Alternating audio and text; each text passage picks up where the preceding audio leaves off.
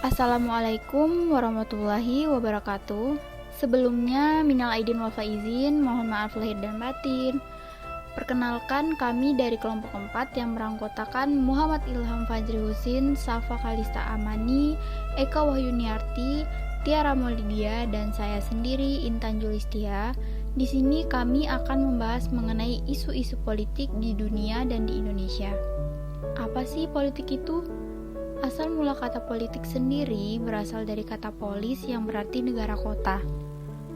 Politik itu sendiri berarti cerdik atau bijaksana, dan dapat diartikan bahwa politik itu sebagai suatu cara yang dipakai untuk mewujudkan tujuan. Salah satu unsur politik yang paling penting adalah dari sudut pandang komunikasinya. Komunikasi politik sendiri merupakan salah satu fungsi partai politik, yaitu menyalurkan aneka ragam pendapat dan aspirasi masyarakat, mengatur sedemikian rupa antara penggabungan kepentingan dan perumusan kepentingan untuk memperluas menjadi pabrik politik. Jadi, bisa dipahami bahwa komunikasi politik ialah komunikasi yang melibatkan pesan-pesan politik dan aktor politik atau berkaitan dengan kekuasaan pemerintah dan kebijakan. Isu-isu politik apa saja sih yang sedang menjadi trending topik di Indonesia maupun di dunia saat ini? Gaduhan kadar banteng antara Puan dan Ganjar, persaingan menuju Pilpres 2024. Ketua PDIP Puan Maharani menyindir keras Gubernur Jawa Tengah Ganjar Pranowo karena dinilai lebih sering tampil di media sosial. Menurut Puan, pemimpin seharusnya lebih banyak berada di tengah-tengah masyarakat. Pernyataan Puan yang diucapkan di hadapan kader PDIP Jawa Tengah itu langsung menjadi pembicaraan karena mereka berada dalam satu payung partai politik yang sama, yaitu PDIP. Ganjar dan Puan sama-sama tokoh yang diprediksi bakal maju di Pilpres 2024.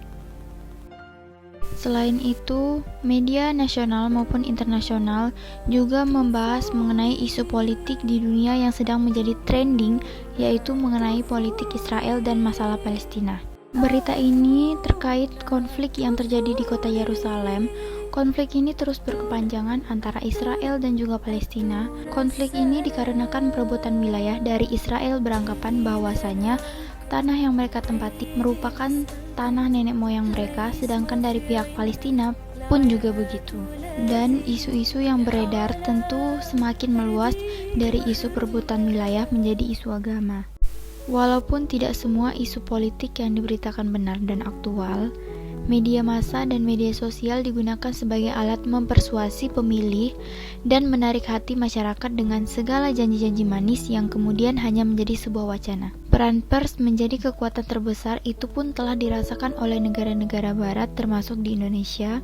Peningkatan global dan kecepatan dalam mengirimkan pesan memungkinkan meliput dari mana saja sehingga seperti tidak ada ruang untuk privasi. Kejadian dramatis, sensasi, tak terduga, emosi dan kekerasan menjadi suatu sajian berita yang paling laku dalam bisnis media.